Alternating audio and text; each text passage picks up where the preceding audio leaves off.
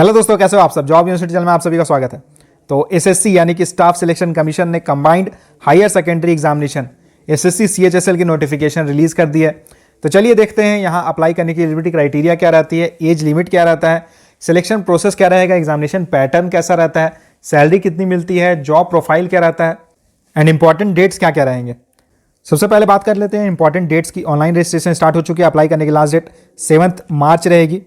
Computer based examination tier 1 की बात करें तो ये मई 2022 में होगा एंड टीयर 2 एग्जामिनेशन जो कि डिस्क्रिप्टिव टाइप का पेपर रहेगा, इसकी नोटिफिकेशन आपको बाद में मिलेगी। अब बात करते हैं एग्जाम क्वालिफाई करने के बाद आपको कौन कौन सी पोस्ट मिलेगी एंड यहाँ आपका पे स्केल कितना रहता है, आपकी इन हैंड सैलरी कितनी रहेगी। तो सबसे पहली पोस्ट है lower division clerk and junior secretariat assistant की। लेवल 2 का पे स्केल यहाँ है, बेसिक पे 19,900 रहेगी, यानी कि आपकी मंथली इन हैंड सैलरी लगभग 35,000 बनेगी। नेक्स्ट पोस्ट है पोस्टल असिस्टेंट सॉर्टिंग असिस्टेंट की। ये जनरली जितने भी पोस्ट ऑफिसेज हैं वहाँ आपकी पोस्टिंग होती है। यहाँ लेवल 4 का पे स्केल आपको मिलेगा, बेसिक पे 25,500 रहता है, तो आपकी इन हैंड सैलरी मंथली 40,000 बनेगी। नेक्स्ट पोस्ट है डेटा एंट्री ऑपरेटर की। लेवल 4 का पे स्केल आपको मिलेगा, 25,500 बेसिक पे रहेगा एंड एक और है लेवल 5 का पे स्केल जिसमें आपको बेसिक पे 29,200 मिलेगा। तो बेसिक पे 25,500 में इन हैंड सैलरी आपकी बनेगी 40,000 एंड वहीं बेसिक पे 29,200 आपकी रहेगी, तो आपकी इन हैंड सैलरी बनेगी 45,000। यहाँ एक और पोस्ट है data entry operator grade A की। यहाँ आपको लेवल 4 का पे स्केल मिलेगा 25,500। एक्चुअली यहाँ पे आप देख रहे हो जो डेटा एंट्री ऑपरेटर, तो ये अलग अलग डिपार्टमेंट में है। अलग अलग डिपार्टमेंट में अगर आप ज्वाइन करोगे तो वहाँ लेवल 4 की कहीं पे आपको लेवल 4 मिलता है, कहीं पे आपको लेवल 5 का पे स्केल मिलता है। तो यहाँ पे data entry operator grade A है, लेवल 4 का पे स्केल मिलेगा, बेसिक पे 25,500 रहेगा। अगेन यहाँ आपकी इन हैंड सैलरी मंथली 40,000 बनेगी। वैकेंसीज़ की बात करें तो हालांकि यहाँ इन्होंने मेंशन किया हुआ है कि वैकेंसीज़ जितनी भी है वो अभी बाद में अपडेट कर दी जाएगी, लेकिन आप एक्सपेक्ट कर सकते हो कि वैकेंसीज लगभग 5,000 के आसपास रहेगी। यहाँ ऑल इंडिया कैंडिडेट्स अप्लाई कर सकते हैं, मेल फीमेल दोनों ही अप्लाई करने के लिए एलिजिबल हैं। अप्लाई करने की एज लिमिट मिनिमम 18 ईयर्स है एंड मैक्सिमम 27 ईयर्स है और ये 1 जनवरी 2022 के अकॉर्डिंग कैलकुलेट की जाएगी। तो अगर आपका जन्म 2 जनवरी 1995 से लेकर 1 जनवरी 2004 के बीच हुआ है तो आप यहाँ अप्लाई करने के लिए एलिजिबल हैं। और अगर आप कैटेगरी में आते हो तो आपको एज में रिलैक्सेशन मिलेगा। Process of certification and format of certificates. देखिए इससे रिलेटेड बहुत लोगों को कन्फ्यूजन होती है कि मैं एससी कैटेगरी का हूं, मैं ओबीसी कैटेगरी का हूं, लेकिन मेरे पास अभी जो डॉक्यूमेंट है, जो रिक्वायर्ड सर्टिफिकेट है वो नहीं बनी हुई है, तो क्या मैं फॉर्म को अप्लाई करूंगा अगर, तो मैं एससी कैटेगरी में अप्लाई करूंगा या फिर अनरिजर्व्ड यानी कि जनरल कैटेगरी में अप्लाई करूँ। देखिए यहाँ पे इन्होंने एक अच्छी बात मेंशन कर दी है, अगर आप किसी भी कैटेगरी में आते हो, SC ST OBC EWS PWD ESM किसी भी कैटेगरी में आते हो, अगर आपके पास ऑलरेडी सर्टिफिकेट है तो बहुत अच्छी बात है। अगर आपके पास सर्टिफिकेट नहीं है तो फिर वो जो सर्टिफिकेट है वो कब चाहिए, जब आपकी स्किल टेस्ट होगी, डॉक्यूमेंट वेरिफिकेशन होगी, उस समय आपको इस सर्टिफिकेट की जरूरत पड़ेगी। अभी फॉर्म भरते वक्त किसी भी तरह की कोई भी सर्टिफिकेट की रिक्वायरमेंट नहीं है। पहली बात ये हो गई। दूसरी बात ये है कि अगर सपोज कि आपको पता है कि आप एससी एसटी ओबीसी कैटेगरी में बिलोंग करते हो तो आप उस कैटेगरी से ही फॉर्म भरो।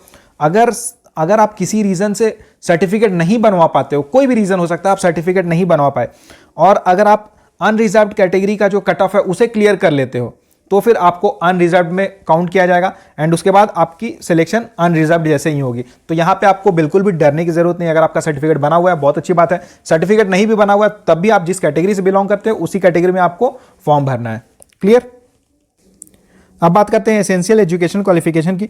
तो एलडीसी, जेएसए, पीएएसए यानी कि postal assistant, sorting assistant, data entry operator, except data entry operator in controller and auditor general of India. तो वहाँ के अलावा बाकी जितने भी डेटा एंट्री ऑपरेटर की पोस्ट रहेगी एंड बाकी ये सारे पोस्ट है जो अभी मैंने मेंशन किया, तो candidates must have passed 12th standard और इक्विवेलेंट। अगर आपने 12th पास किया हुआ है या फिर कोई भी इक्विवेलेंट एग्जामिनेशन पास किया हुआ है किसी भी रिकॉग्नाइज्ड बोर्ड से या यूनिवर्सिटी से, तो आप यहाँ अप्लाई करने के लिए एलिजिबल हो। और अगर data entry operator DEO grade A की पोस्ट की बात करें जो कि controller and auditor general of India CAG के अंडर रहती है, तो यहाँ अगर आपने 12th पास किया हुआ है साइंस स्ट्रीम में और इसी के साथ आपने मैथमेटिक्स एज ए सब्जेक्ट पढ़ा हुआ है तो आप यहाँ अप्लाई करने के लिए एलिजिबल हो। और एक और चीज़ इंपॉर्टेंट है कि जो एसेंशियल क्वालिफिकेशन आपका होगा यानी कि जो 12th स्टैंडर्ड आपने पास किया हुआ है तो इसकी डेट रहेगी 7 मार्च 2022। 7 मार्च 2022 के पहले तक अगर आपने वो क्वालिफिकेशन कंप्लीट किया हुआ है, आपके पास उसका सर्टिफिकेट है, तो आप यहाँ अप्लाई करने के लिए एलिजिबल हो। देखिए यहाँ इन्होंने अंडरलाइन करके बता दिया है, it is reiterated the result of required educational qualification must have been declared by the board university by the specified date. Specified date क्या है? 7 मार्च 2022 के पहले तक आपके पास क्वालिफिकेशन होनी चाहिए। ओके, रिजल्ट डिक्लेयर हो जाना चाहिए। अगर रिजल्ट डिक्लेयर नहीं हुआ है तो भी आप यहाँ अप्लाई करने के लिए एलिजिबल नहीं हो।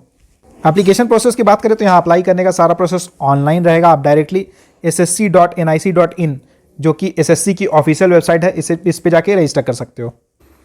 अप्लाई करने के लिए आपको 100 रुपीज़ एप्लीकेशन फ़ी पे करना होगा। और अगर आप वुमेन कैंडिडेट हो या फिर अगर आप SC ST PWD या एक सर्विसमैन कैटेगरी से आते हो तो आपको यहाँ कोई एप्लीकेशन फ़ी पे नहीं करना है। देखिए बहुत लोगों के साथ प्रॉब्लम क्या होता है कि फॉर्म जैसे ही निकली, जैसे अभी फॉर्म निकली है तो बहुत लोग हड़बड़ी में फॉर्म फिल कर देते हैं और उसमें फिर फिल करते वक्त बहुत सारी गलतियाँ करते हैं। तो इसलिए गलती आप अवॉइड करो। जब भी आप फॉर्म फिल करो तो सारी चीज़ें बारीकी से ध्यान से देखो, कोई भी गलती नहीं होनी चाहिए, क्योंकि अगर आप गलती करोगे तो यहाँ पे पेनल्टी उन्होंने दिया हुआ है कि अगर आपने कुछ गलत लिख दिया, जैसे अपना नेम गलत लिख दिया, फादर्स नेम, मदर्स नेम या डेट ऑफ बर्थ वगैरह कुछ अगर रॉन्ग लिखा है, रॉन्ग इन्फॉर्मेशन दिया है, तो आपको वो करेक्ट करना होगा, क्योंकि बाद में जाकर हो सकता है प्रॉब्लम हो। तो आप करेक्ट करने के लिए इन्होंने लिखा हुआ है कि अगर आप करेक्शन करना चाहते हो तो 200 रुपीज़ देना होगा। एंड फिर उसके बाद है कि अगर फर्स्ट टाइम करेक्शन करे तो 200 रुपीज़, नेक्स्ट टाइम करेक्शन करना चाहते हो तो 500 रुपीज़। तो यहाँ आप देख रहे हो बिना मतलब का आपका पैसा बर्बाद होगा। इसलिए जब भी आप फॉर्म भरोगे बहुत ध्यान से फॉर्म भरना, कोई भी मिस्टेक बिल्कुल मत करना। एग्जामिनेशन सेंटर्स की बात करें तो ये सारे एग्जामिनेशन सेंटर्स हैं, नीचे भी बहुत सारे, जो भी आप जिस रीजन से बिलोंग करते हो उसके अकॉर्डिंग ही आपको एग्जामिनेशन सेंटर सेलेक्ट करना है। सिलेक्शन प्रोसेस की बात करें तो यहाँ टोटल 3 स्टेजेस में आपका एग्जामिनेशन होता है। टियर 1 कंप्यूटर बेस्ड एग्जामिनेशन होगा, यानी कि ये ऑनलाइन टेस्ट होगा। नेक्स्ट टियर 2 डिस्क्रिप्टिव पेपर होगा, डिस्क्रिप्टिव टाइप टेस्ट होगा। नेक्स्ट टियर 3 जो रहेगा ये स्किल टेस्ट या टाइपिंग टेस्ट होता है। टियर 1 जो कि कंप्यूटर बेस्ड एग्जामिनेशन होगा, ऑनलाइन एग्जामिनेशन होगा। इसमें English, general intelligence, quant and general awareness, इन चारों टॉपिक से, चारों सेक्शन से क्वेश्चंस पूछे जाते हैं। 25 क्वेश्चंस हर सेक्शन से पूछा जाता है, 50 मार्क्स मैक्सिमम रहता है। तो ओवरऑल 200 मार्क्स का आपका एग्जामिनेशन होगा एंड इसके लिए आपको 60 मिनट्स का टाइम मिलता है। टियर 1 एग्जामिनेशन ऑब्जेक्टिव टाइप होने वाला, मल्टीपल चॉइस क्वेश्चंस पूछे जाएंगे। इंग्लिश एंड हिंदी दोनों ही लैंग्वेज में ये पेपर रहेगा एंड यहाँ नेगेटिव मार्किंग भी रहेगी। अगर आप एक क्वेश्चन गलत करते हो तो 0.5 मार्क्स नेगेटिव हो जाएगी। जितना क्वेश्चंस आप बना रहे हो, जितना क्वेश्चंस आपका करेक्ट हो रहा है उतना ही करना है, तुक्का बिल्कुल भी नहीं मारना है, क्योंकि फिर पता चलेगा कि आप हो सकता है कि आउट ऑफ 200 आप 150 स्कोर कर रहे थे लेकिन आपने इतना ज़्यादा नेगेटिव कर दिया कि 120 स्कोर कर पाए। तो इसलिए ये सब चीज़ें अवॉइड करनी है। टियर 1 की सिलेबस आप यहाँ देख सकते हो, इसके रिगार्डिंग मैं अलग से एक डिटेल वीडियो बनाऊंगा। नेक्स्ट टियर 2 आपका होगा डिस्क्रिप्टिव टाइप पेपर रहेगा। ये टोटल 100 मार्क्स का होगा। ये पेन पेपर मोड में होगा, यानी कि पेन पेपर बेस्ड रहेगा, ऑनलाइन बिल्कुल भी नहीं होगा। एंड इसके लिए आपको 1 आवर का टाइम मिलेगा। ठीक है, मिनिमम क्वालिफाइंग मार्क्स यहाँ रहते हैं टियर 2 में, तो 33% आपको मिनिमम स्कोर करना होगा क्वालिफाई करने के लिए टियर 2 में। एंड ये अगेन हिंदी या इंग्लिश किसी भी लैंग्वेज में आप इस एग्जाम को दे सकते हो। टियर 3 जो आपका होगा skill test and typing test, and इसमें अगेन ये कंप्यूटर बेस्ड रहेगा, यानी कि जो टाइपिंग होता है ये कंप्यूटर बेस्ड रहेगा। और इसके लिए आपको जो रीजनल ऑफिसेज रहते हैं कमीशन की, वहाँ पे आपको जाके टेस्ट देना होगा।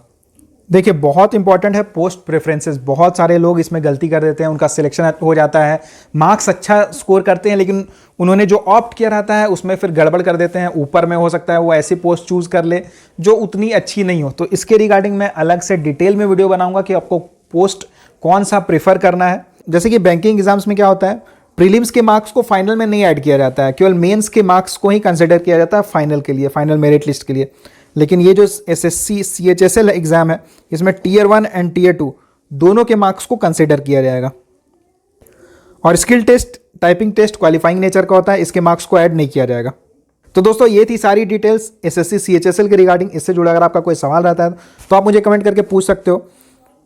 और अगर आप चैनल पर नए हो तो यार चैनल को सब्सक्राइब कर लो, बेल आइकन प्रेस करके ऑल सेलेक्ट कर दो, ताकि गवर्नमेंट जॉब से रिलेटेड सारी इन्फॉर्मेशन आपको टाइमली मिलती रहे। So thank you and all the best.